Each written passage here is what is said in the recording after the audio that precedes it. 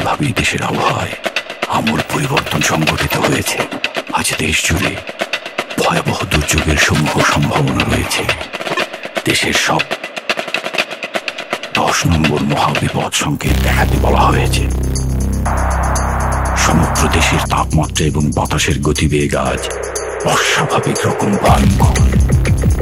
সমগ্র দেশবাসীকে তাই আজ যে যেখানে অবস্থান করছেন সেখানেই অবস্থান করতে অনুরোধ জানানো যাচ্ছে।